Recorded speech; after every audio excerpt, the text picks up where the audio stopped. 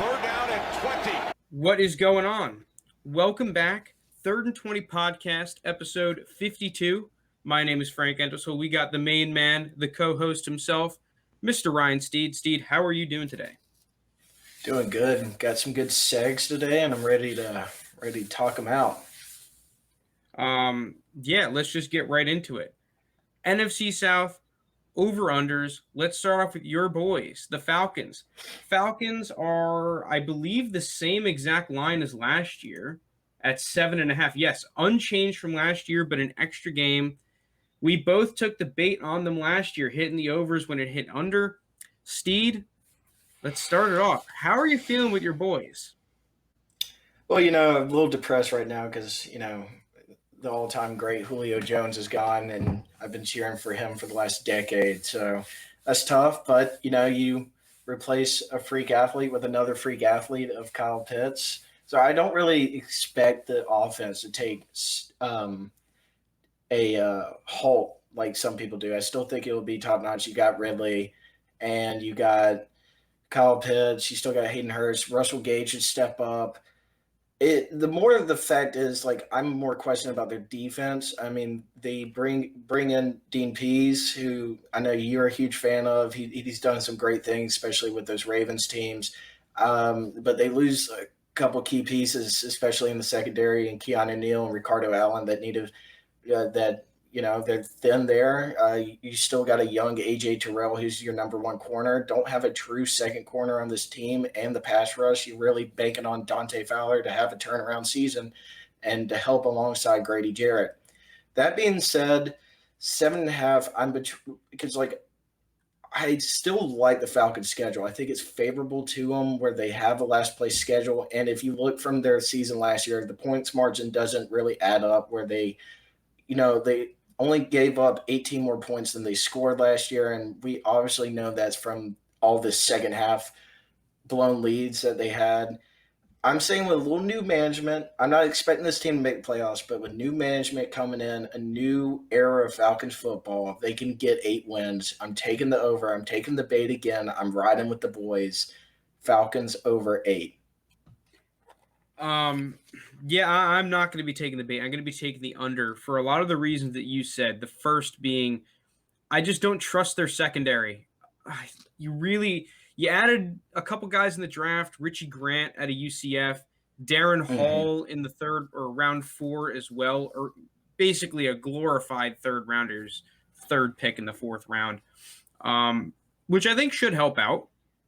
But it's the defense. I just have to see it to believe it with this group. This is a group that has really plagued them for years. Dean Pease should really help out, and I think that the coaching staff is a major upgrade. So I'm not insanely confident on the under. And kind of like you said, this is a team last year that was a little bit more competitive than their record showed. You add Kyle Pitts to that receiving core, but you do lose Julio. I don't trust it. I don't trust it. That whole, football is one of the trenches. And to me, the Falcons up front, both offensively and defensively, are nowhere near complete enough, especially compared to some of the other teams in this division. I find it hard to see them winning 8 games. It's possible. I don't see it. I'm going to be hitting the under.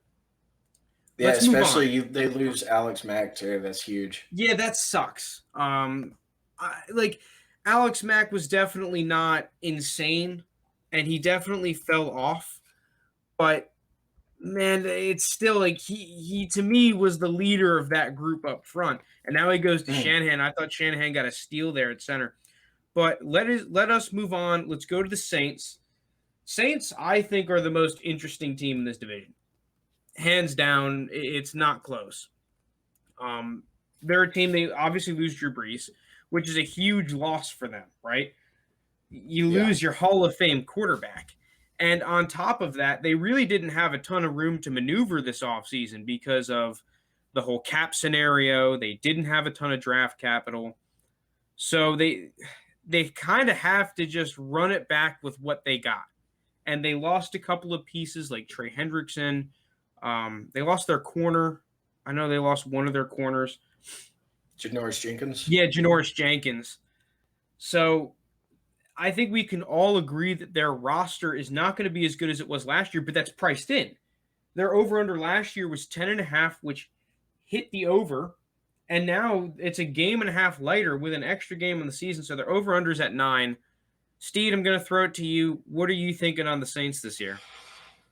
Yeah, I mean, you're right. This is easily one of the strangest teams in the NFL, honestly, if you're just going to think if they're going to be competitive or not. I still think they're going to be a competitive team. It's hard because I hate betting against Sean Payton because it always kind of like slaps you in the face. I'm going to take the under, man. With they've lost too many pieces for me. If they have this quarterback battle between Taysom Hill, Jameis, I mean I've always been a huge Jameis fan, but last time we've seen Jameis play through 30 picks. Can Sean Payton get him right? Oh hell yeah, he can. I mean, especially in his system, he can thrive in that system. I could easily see it, but I'm still thinking Jameis is going to have some of his Jameis moments where he just throws a pick six. They got away with some games last year with their defense just being truly elite, especially when the offense was really stagnant because you could see Drew Brees decline. I'm gonna say it stays like that, and especially with defensive pieces gone now, I'm going to take the under, especially with their schedule. Their schedule's kind of tough. Under 9. Yeah, that's the thing, because coming into this, I really wanted to take the over. I like Sean Payton. I still think that this team has the tools to be a playoff team. That defense is still going to be top notch, right?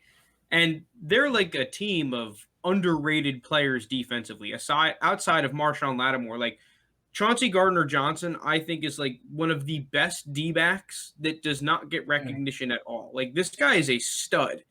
And because Marshawn Lattimore is there, it's like, oh, well, he's just good.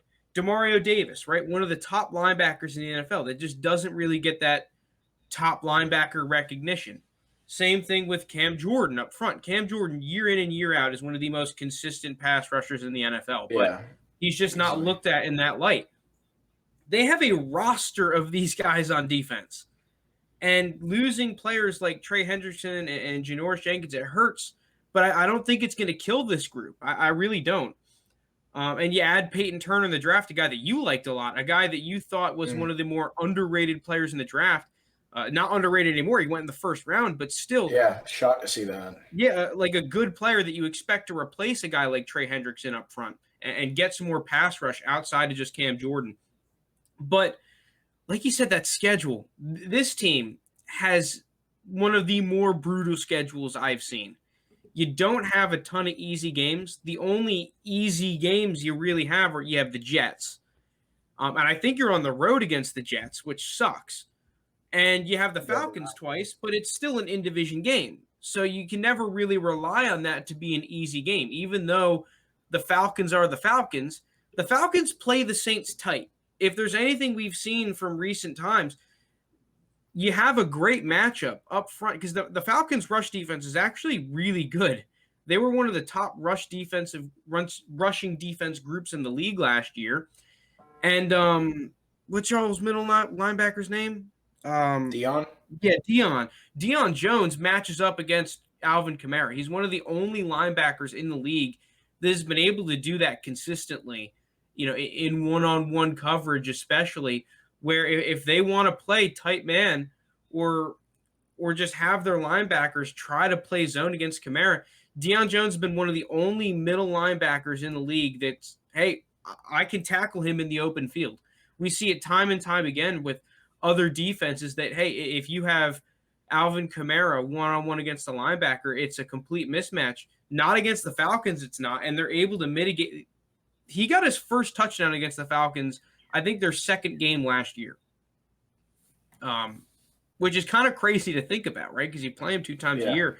With how dynamic he's been, I'm going to have to hit the under. I don't like the under, but it's mainly due to this absolutely brutal schedule. You play a lot of gritty teams, especially early on.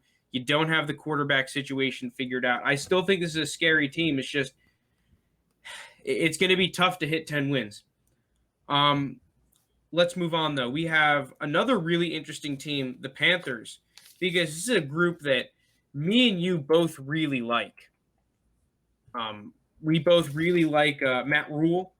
We both really like what they've done with their offseason moves, especially both of their draft classes, right? You've completely rebuilt their defense, which was one of the big reasons why this team had made the Super Bowl a couple of years ago. Yeah, you had Cam Newton, who was super flashy, he won an MVP.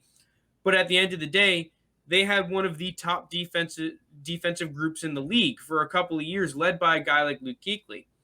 Now you just pick up our favorite defensive player in the draft in J.C. Horn. This is a dude that we both think has absolutely locked down, can shut down a number one receiver on the opposing team potential, which is a pretty big deal in this division, especially now that Julio's not there. You need J.C. Horn to go, okay, I'm going to shut down Michael Thomas and I'm going to shut down Calvin Ridley. That in and of itself, if he's able to do that, can lead to wins. So their over-under is up 2 games from last year, from 5.5 to 7.5 wins. And I'm going to be taking the over on this football team, on this Panthers football team. This team, to me, reminds me a lot of the Raiders last year. A team that they made a lot of moves. We both think that they're a year away.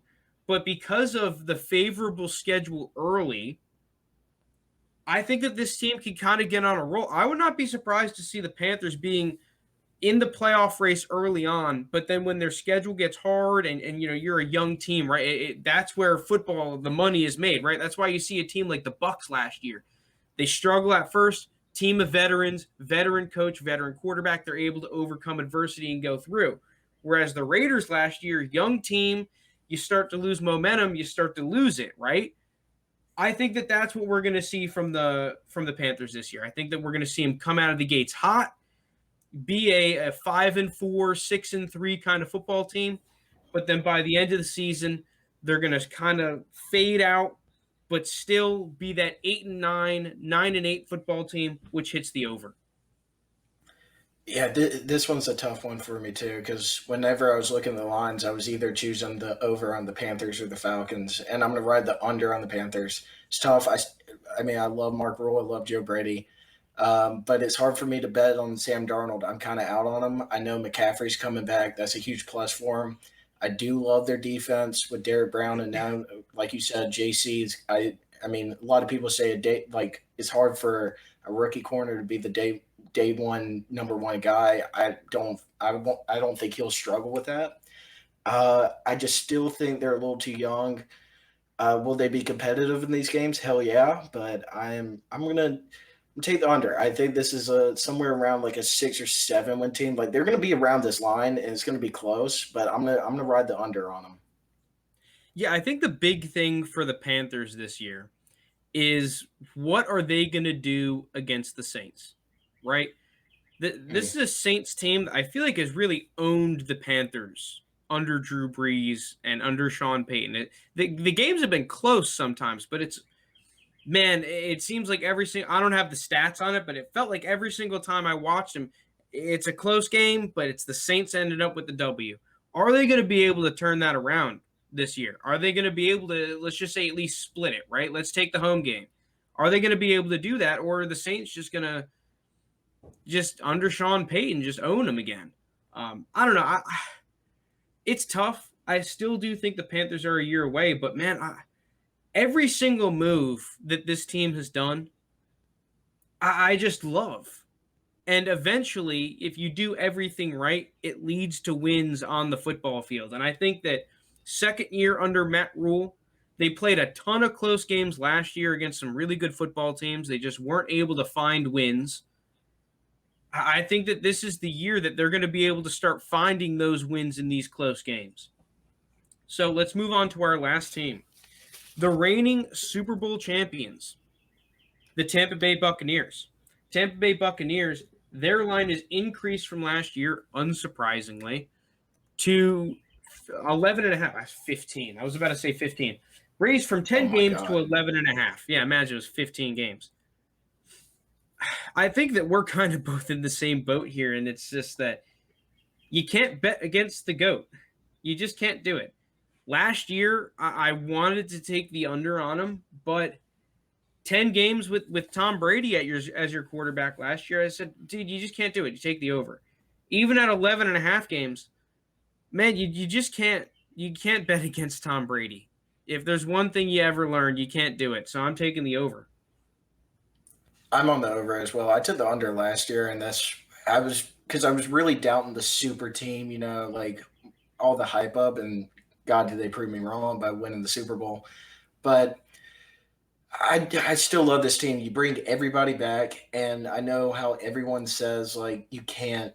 It's hard for a Super Bowl team to like win games because you got that Super Yeah, you Bowl got the target like on on your your back. back, and Yeah. everybody wants to beat you to save the Super Bowl. But in our lifetime, Tom Brady's won 7 of them, and who's better at having that target on his back and still winning these games is the GOAT Tom Brady. So easily taking the over here. 11 and a half, that's a lot of games, but I also have them going back to the Super Bowl. I think this is easily a 13-14 win team.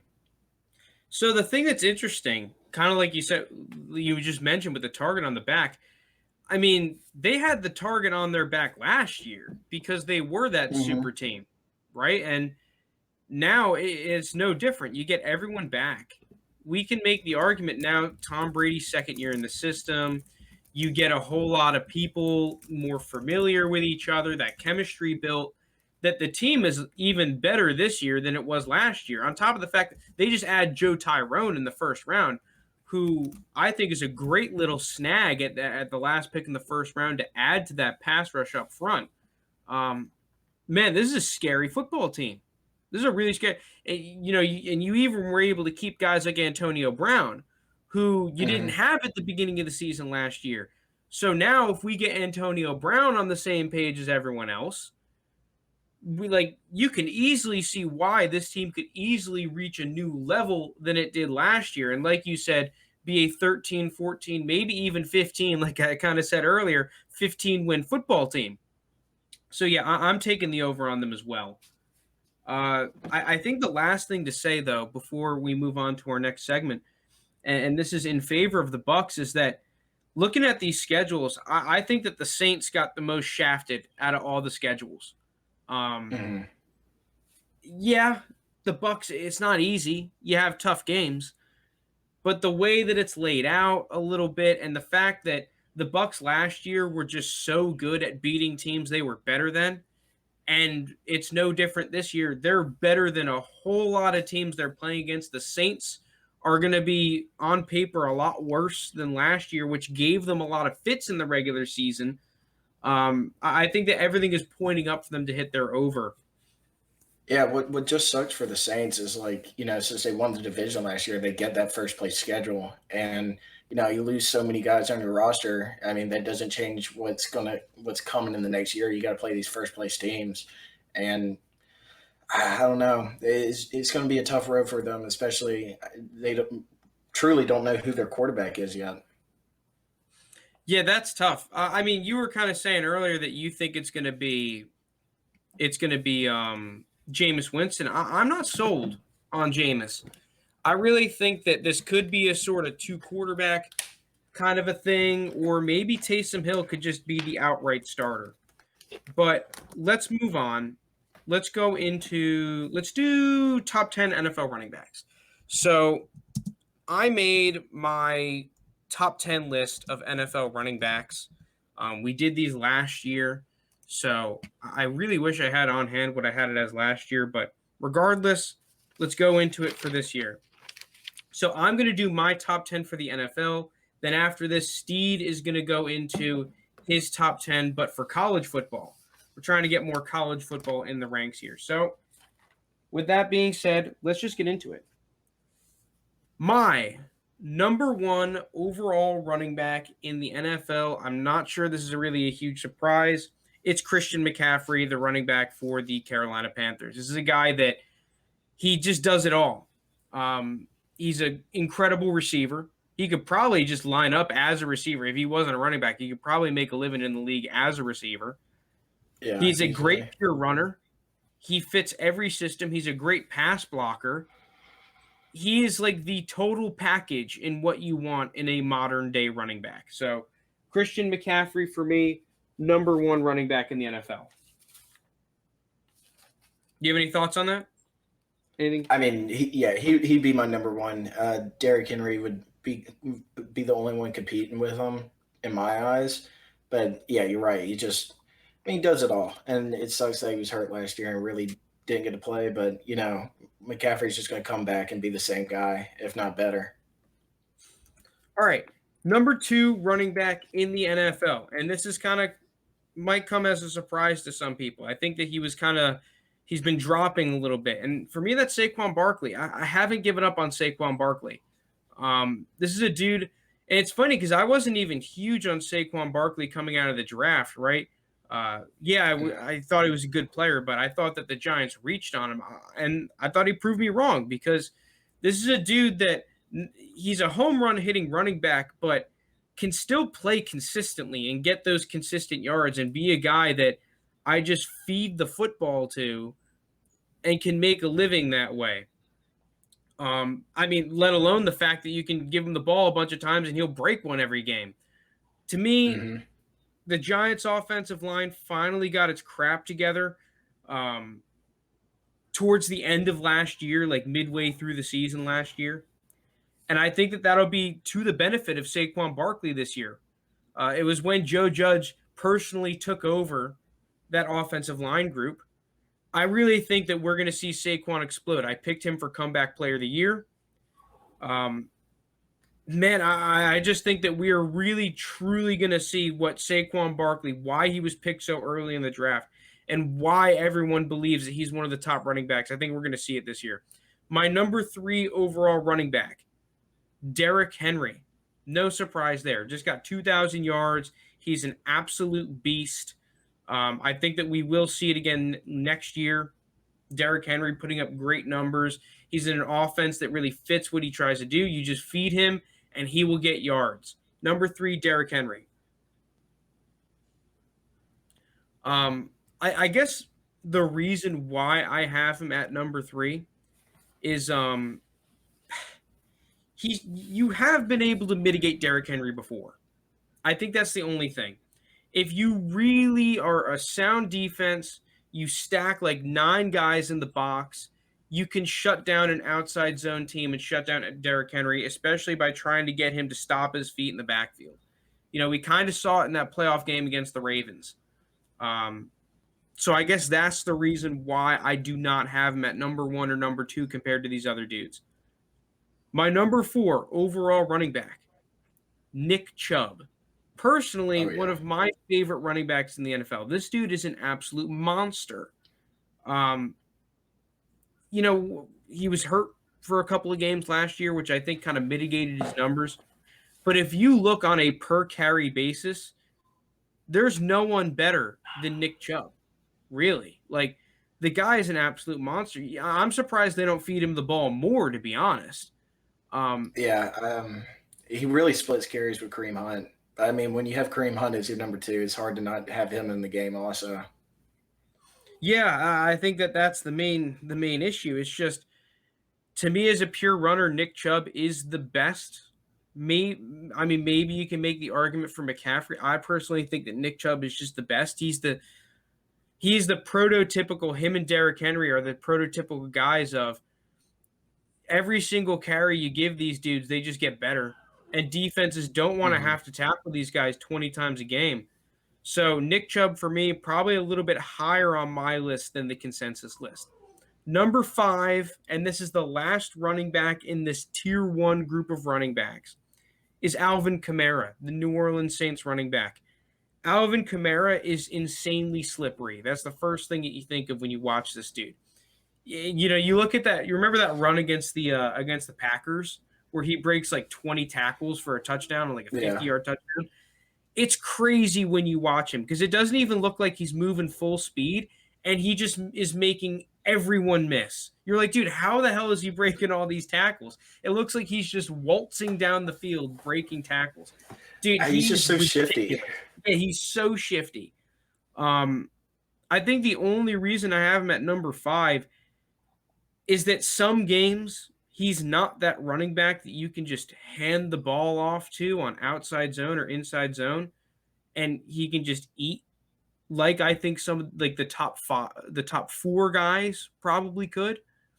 That combined with the fact that Sean Payton, I believe, is the most creative run game scheming coach in the NFL, which definitely benefits Alvin Kamara in the situations he gets put into.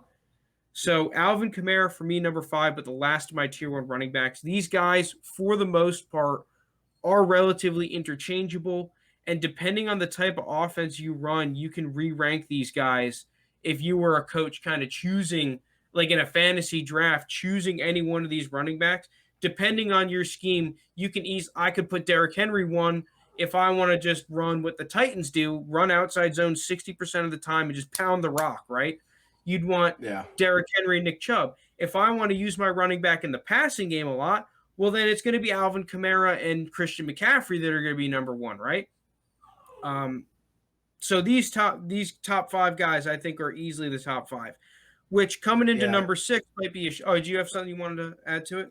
I just wanted to say on your top 5, this might become of a shock or a hot take. I know Saquon's your number 2. I don't have Saquon in my top 5. He's like right there at 6, or at least I would have him at 6, but I'm right now just based off production, I have Dalvin Cook over him. You know, like I was never like a huge Saquon like you coming out of college, just because some games, like I remember a game against Indiana, like he only ran for like 30 yards or something like that, but like the production really hasn't been there. He's a great talent. I understand that he's an athletic beast, and I think he's going to really thrive whenever. You got a dog going crazy back there? What the hell's going on, dude? I'm dog sitting, and this is like the worst dog known to man. It's like it's so whiny, and like I'm just tired of this dog.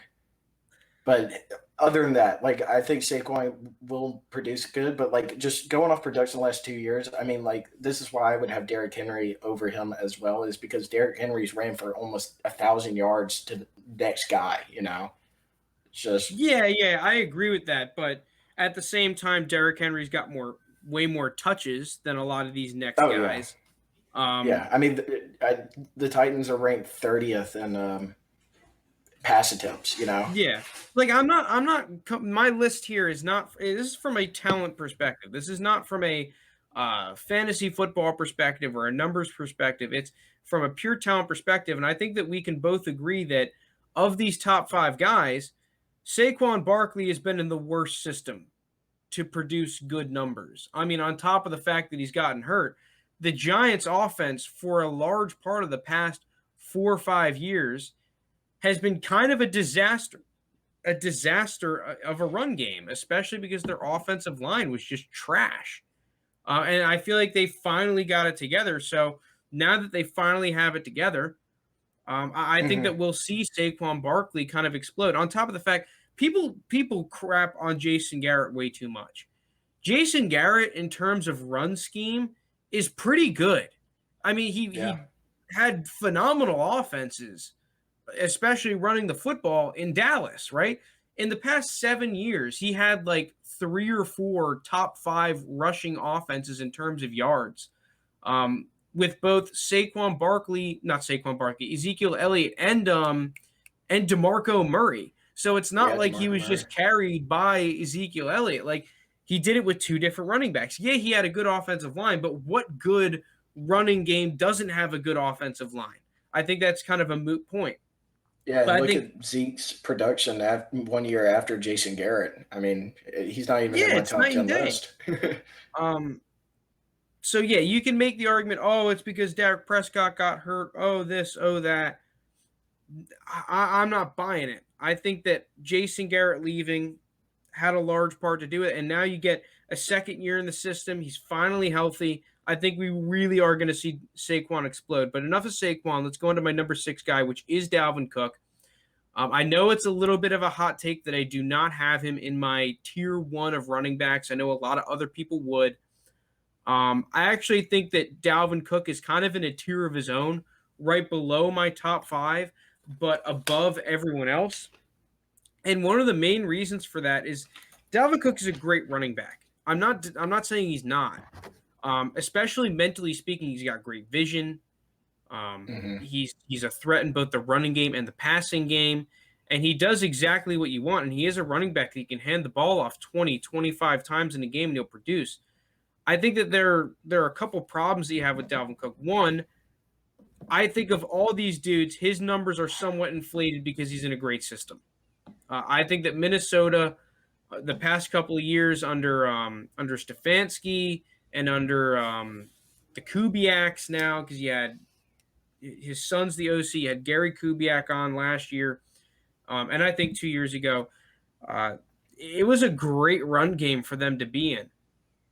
I think the other thing too is that athletically speaking, I just don't think he's that top tier athlete that these other guys are.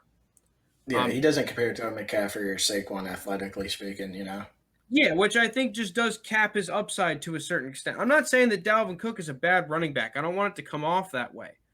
But if I were to rank these guys off of pure talent, Dalvin Cook to me is just slightly below these other 5 guys from my perspective, from what I see. He's still a great running back, and he produces great numbers, and he's phenomenal. He's awesome.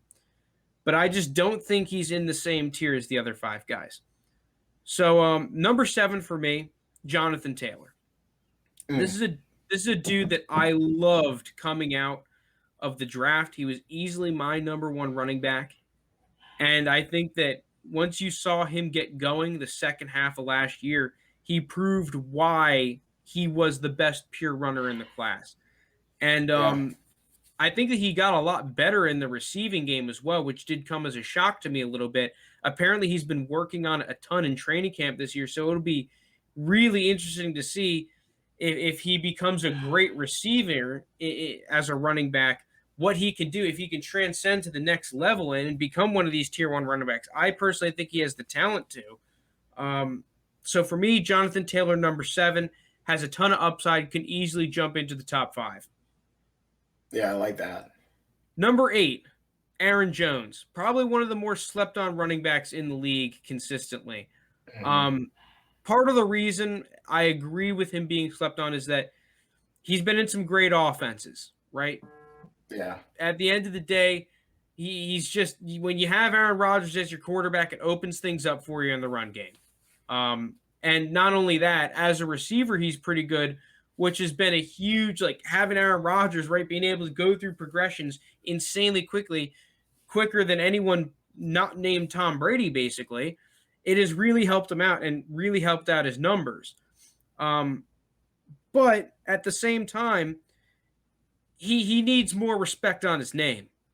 Aaron Jones is still a great running back. I think the one reason why I don't have Aaron Jones higher is that we have seen him consistently get mitigated against teams with really rangy linebackers. Most specifically, the Bucs. Right, when he plays the Bucs, the Bucs game. Yeah, he's both Bucs games. He just hasn't. He's not himself, and it's just he struggles. Right, you have these linebackers that can cover sideline to sideline. These top tier groups. That's where Aaron Jones kind of gets mitigated, and I think that most people will agree that he's just not in the upper echelon of running backs. He's still very good. He's still a very, very talented back, but he's not a tier 1, and at least for me, a tier 2 back. I think that there is a gap between the top 5 and then Dalvin Cook and Jonathan Taylor. All right, number 9, and honestly number 10, and then all the way to like 14 or 15. I think that all the running backs in this tier are pretty similar. The 2 that I picked for 9 and 10, which are pretty interchangeable, I had J.K. Dobbins and Cam Akers. I just think that these guys are really good, that these are 2 dudes that are dynamic runners that you can just hand the football off to 20 times and defenses don't want to tackle them. You have the numbers to back it up when they play. You have the talent on tape that I saw. These were my number 2 and 3 running backs coming out in 2020. But man, you can make an argument for a whole lot of other guys. So I guess we can go into honorable mentions as well. Like Josh Jacobs, I have right around here.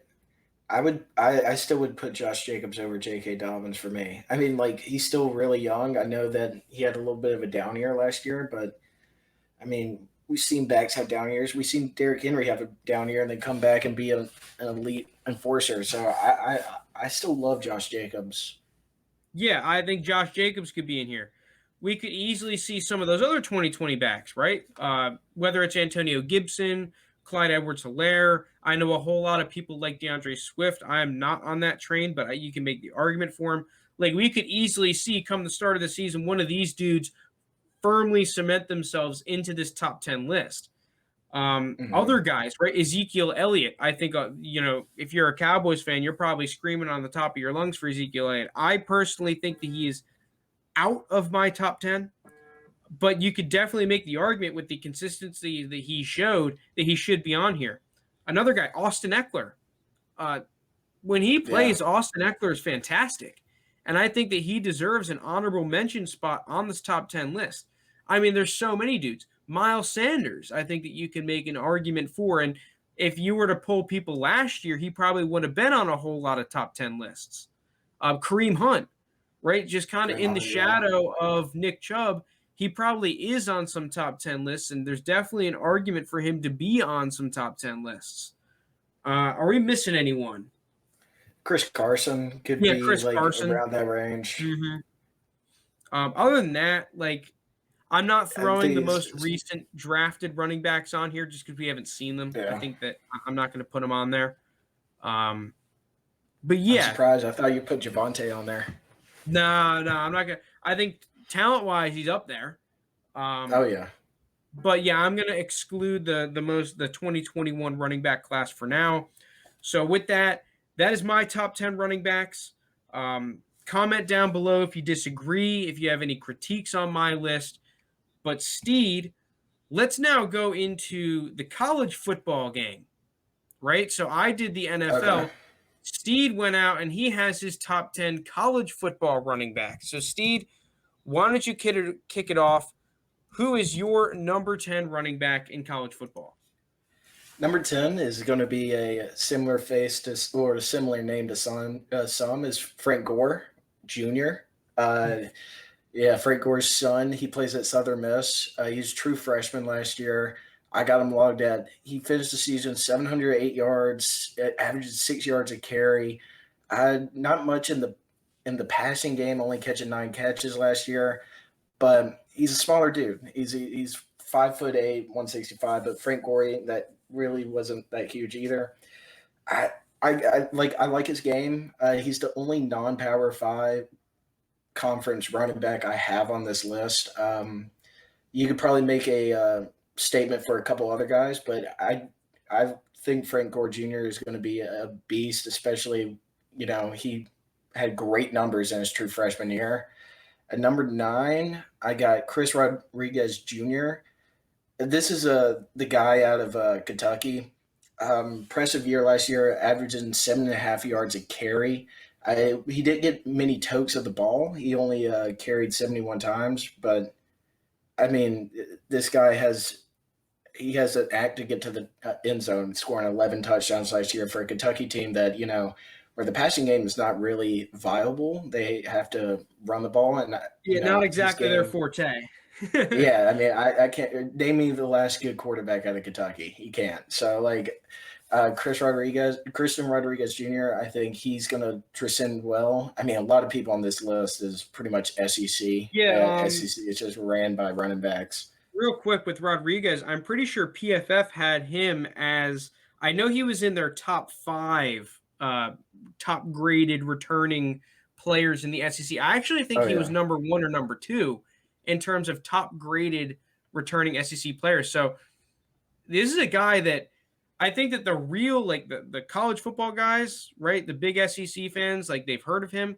But if you look in a lot of, okay, who are the top guys coming out for the draft and whatnot, Rodriguez doesn't really get the same hype and the same level of name recognition that some of these other guys coming up will have on your list. Some of the guys that we like, Tank Bigsby and Bijan Robinson and whatnot. Yeah, exactly. So what was that? That was 9. So at 8, I got, another SEC running back, Jarian Ely from Ole Miss. I mean, dude, Lane Kiffin, he's just like one of the masterminds of being able to run the ball in the college football scene.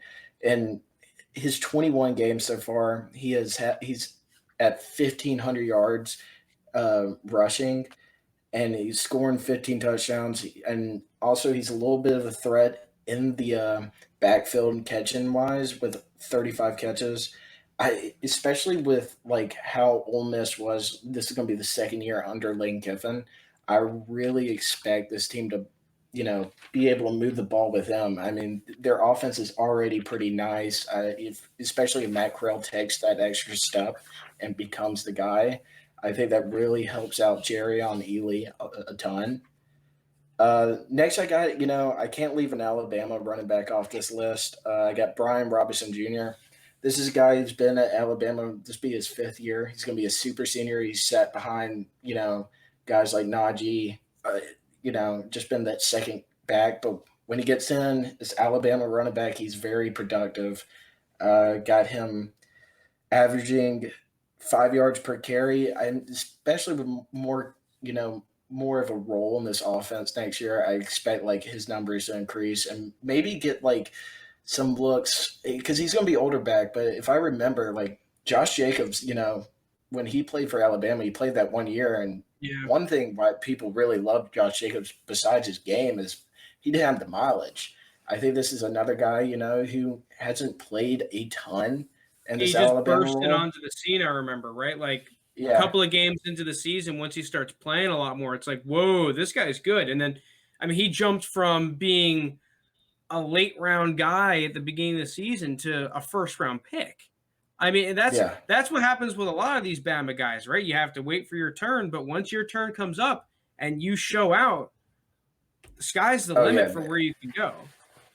Yeah, and I think he's going to be around that role. I mean, he played really well last season, and like the limited touches he got, especially when they're up 52-0 against Ole Miss or something like that. Yeah, but real quick too, when you move on, before you move on, like we've seen Alabama backfields where the backup's backup is a good NFL player, right? We've seen them year in and year out have multiple NFL running backs on their roster. No surprise to have him on your list. And I mean, this is a dude. Like if you're a running back on this Crimson Tide football team, a lot of these guys, if you're not that number one Najee Harris level back, right, are kind of underrated. Like we saw it with Damian Harris, for example, right? Damian Harris was kind of just looked at as, oh yeah, he's good, but he's not great. And look what he did with the Patriots last year, right? And it happens kind of time in and time again, like where these Alabama backs, they're consistent, especially some of these backup dudes that aren't playing when they're like a freshman or a sophomore. Yeah, exactly. So next on my list, this is a pretty like well-known name around the country. I feel like Breece Hall from Iowa State. Yeah. He kind of busted on the scene last year when Iowa State. Like we talked about it on the last podcast, I'm pretty sure. But Iowa State, I mean, they got a lot of talented players on their roster, and he's one of them. He rushed for ton of 900 yards last year. Yeah, 900 yards last year. Oh, that was 2019. My bad. Yeah, no, actually 900 yards last year. Wait, are you sure it was 900? I thought he rushed for like a good – because he led the league in rushing. He led the NCAA. Did he?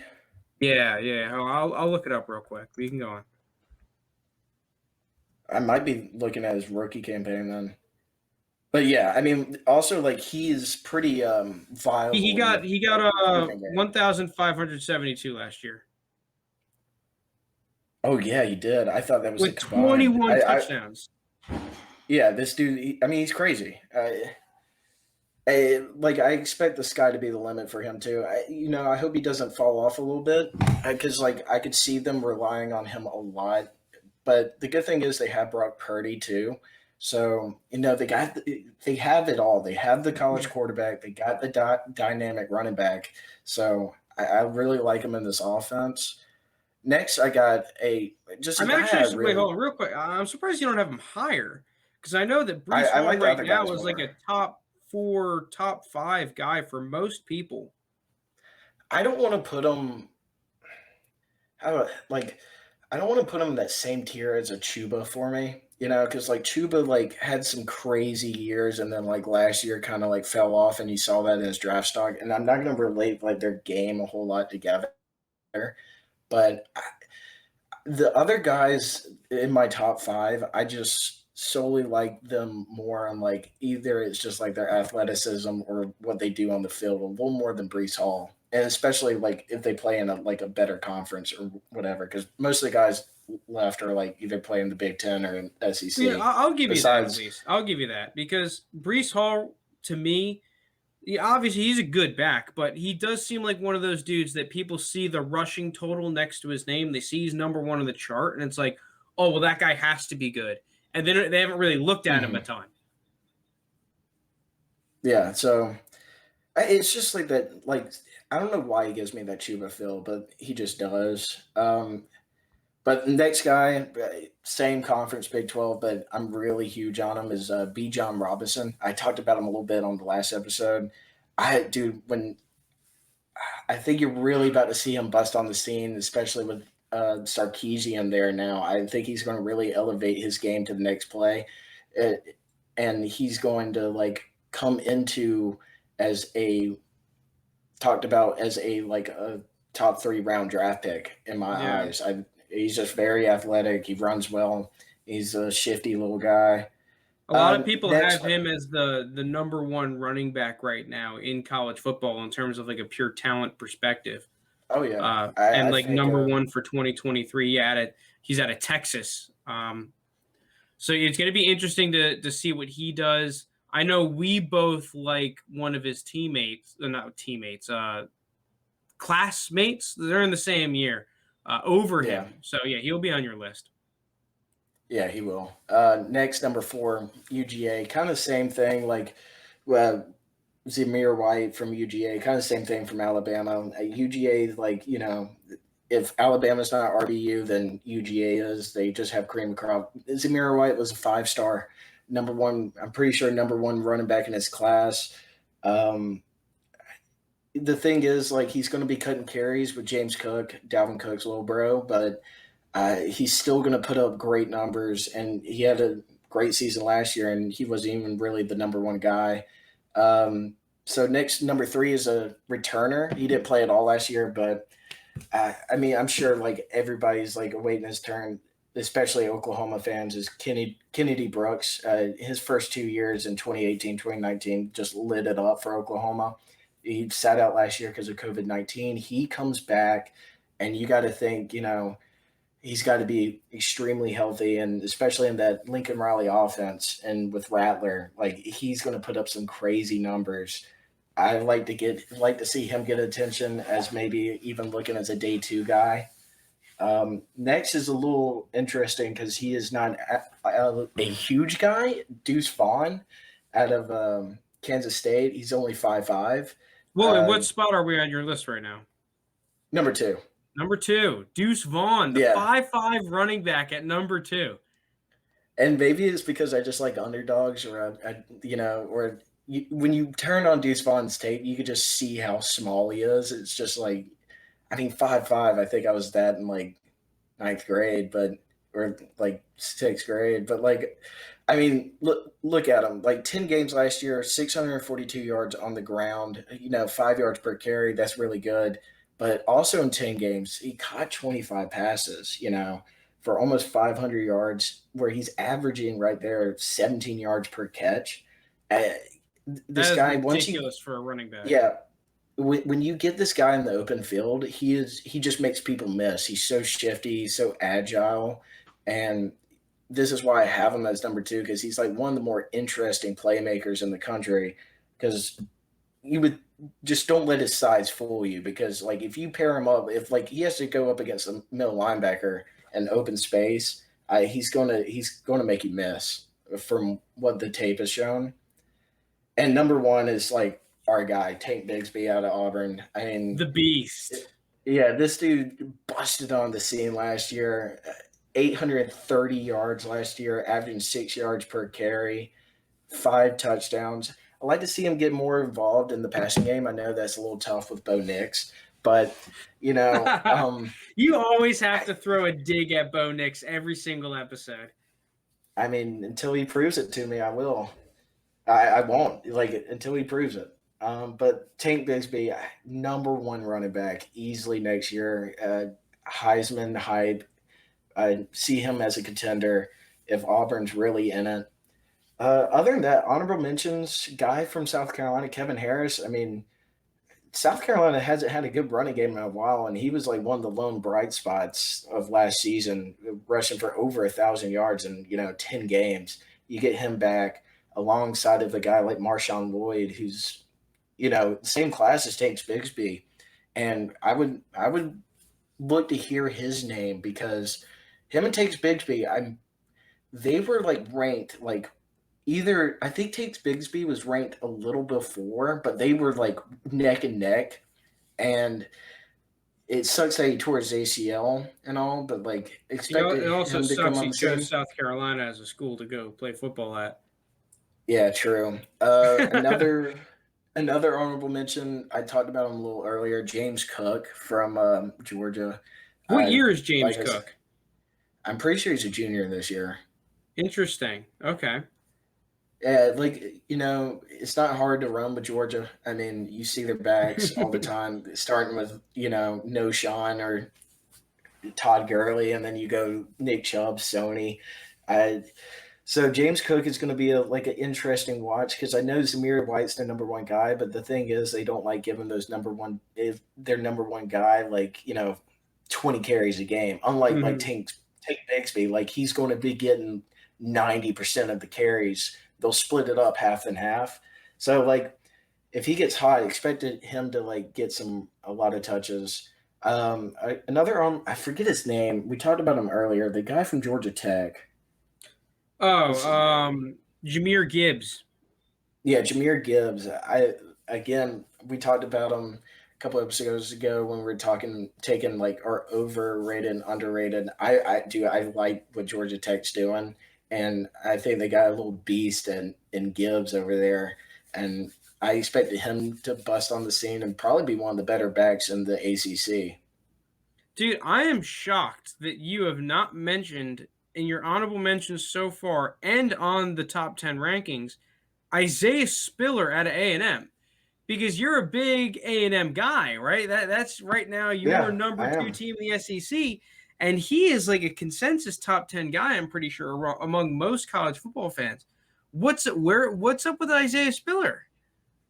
I don't think anything's up with him. I mean, he's now that you say he's definitely in my honorable mentions. But dude, when I was looking at the list, I was like, it's really hard to because in the NFL, you look at the top 10 and you're like, okay, it's just 32 teams, whatever. Like you got to look at a brand. And it's like, dude, there's a lot of good backs out there. Like, does he deserve it over Carlos Hyde Jr.? Probably, but you got to give some non-power 5 some love in there too. Mm-hmm. I mean, I like Isaiah Frank Gore Jr., Carlos Hyde Jr. Where'd you pull Carlos Hyde out of? Dude, I don't know why, but I've always gotten Frank Gore and Carlos Hyde mixed up because I just think of two old running backs. But yeah, I'm interested in Isaiah Spiller. I should have thrown him on there honestly, because I have been hyping up A&M. Well, the thing is from watching a lot of Kellen Mond, Isaiah Spiller to me really caught my eye as easily the second best or even the best player on that offense. So for me, I would have Isaiah Spiller on my top. I don't have my top 10 rankings ranked out, but I could imagine I would be putting Isaiah Spiller on there as one of the top college football running backs. Yeah, I mean, because is he? I think the thing is Christian Rodriguez Jr. is better from Kentucky too, and then you got the guy from Ole Miss I mentioned. I still like him a little more. It's tough because you could really look at the SEC and all their running backs and be like, okay, they can all be in the top 10. Mm-hmm. It's just that dynamic of a conference and a league. Is there another guy I'm missing? I know a lot of people were high on the Washington State guy. Max Borghi, right? Yeah, Max Borghi. I'm not a huge Max Borghi guy, to be honest. He's like one of those receiving running back kind of guys. Mm-hmm. I do Yeah, have he two is. more honorable mentions, though, for you. Yeah, shoot him out. The first is a guy that I personally like just from watching games live and back on film, and that's Mo Ibrahim out of Minnesota. Um, Mm. he's kind of just seen as like a pure Yeah. power back. Uh, I think he might be a little bit more than just a pure power guy, and I think he's definitely a guy that I have my eye on for the running back class that's coming up this year, and kind of a sleeper dude, especially because of the two guys that were in front of him last year. That's Ty Chandler out of UNC. He's a guy that I'm going to have my eye on. I think that UNC is going to have another good offensive line group up front, so I wouldn't be surprised to see Ty Chandler kind of burst onto the scene and put up some really good numbers for that UNC Tar Heels team, Yeah, dude. especially because There's a you're lot of playing the good freaking backs. ACC. Yeah, it's not terribly too hard to run for 100 yards in the ACC, um, but you know, all right, you got anyone else? no, that's it. All right, well, that's the running backs. Let's go on. We got one last segment of the day, and we're throwing it back to Steed's Falcons here. We've got what is Shambles. the future of Matt Ryan, Matty Ice. Steed, I kind of want to throw this to you in kind of like a multiple part question. First off, do you see Matt Ryan still on the Falcons in 2 years, even next year? I don't know how long is left on his deal, but there's been talks, especially in the draft this year. Are the Falcons going to draft a quarterback? Obviously, they did not. I think that was a good move because, 3 quarterbacks kind of went 1, 2, 3. You pick up Kyle Pitts as BPA, but they're still looking to be on Matt Ryan on the move. Is he out of there? The cap hit, the talent, is he falling off? Is he still going on? So how much longer does Matt Ryan have both on the Falcons, and how much longer does Matt Ryan have left in the league? So I'm throwing it to you. What do you think? Tough. It's tough, man. Especially after he lost his Thunder buddy for life. Um, Listen, I'm still going to stick what I've always thought. I think he will be a Falcon for life. He will finish his career with the Falcons. You say 1 or 2 years. I still think Matt Ryan can play for another 4 years, like once he hits 40, because he's going into his, what is he now, 36? Yeah, Yeah, he's he's old. 36. Oh, yeah, he's old. But the thing is, I still think Matt Ryan can play at, like, maybe not as an elite level like a 2016, but I mean, he didn't play all that bad last year. Like with the offense like scheme around him that was just horrendous. It was terrible. It was hard to watch what Dirk Cutter was calling. Like couldn't get an open receiver. And he had said no running game since 2016. So I think if Arthur Smith is looking into it, wouldn't you rather just I mean, yeah, you would want to draft a quarterback and get your guy because it's your team now. But again, you could kind of just draft the roster right now or build the roster around Matt Ryan, send out this final hoorah and try to do something. Because also it just depends on like how Matt Ryan performs, right? Like if the team's not doesn't perform and they go 5-12 or 4-13, 6-11 or something like that, and they have another good draft spot, and you just see a decline in Matt Ryan's play, which I feel like that would be very tough to see. Then they would be in a spot where like, okay, we're probably going to draft a quarterback and move on. I still have a lot of I would still hold a lot of stock in Matt Ryan on proven himself. I know him and Aaron Rodgers are different athletic capabilities, and the arm strength has definitely come down a lot, for Matt since 2016. He like his deep ball is pretty much not non-existent, but like it takes a little bit longer to get there now and can't throw as farther. I still like him as a competitor. I don't think he's going to be a Tom Brady where he's going to play until he's 85 years old, but 40-year-old Matt, I think he could play in the league that long and still be a competitor. Yeah, for me, I like Matt Ryan. I think Matt Ryan's a good quarterback. Like you mentioned, the arm strength is definitely an issue. But I just saw Philip Rivers lead the Colts to the playoffs with his little sidearm thing, his Yeah, noodle arm, right? yeah. Not that arm Weird throwing strength, motion. not that arm strength is overrated, but if you're able to be a good decision maker, um, get your process fast, and as long as you're able to hit a throw 40, 50 yards down the field, which he is, you can play. So right now, Matt Ryan is kind of looked at as a glorified bridge quarterback, right? His contract, people are saying the Falcons want to get off of it. You'd probably compare him right now more so to Jimmy Garoppolo than you would to a Matt Stafford, right?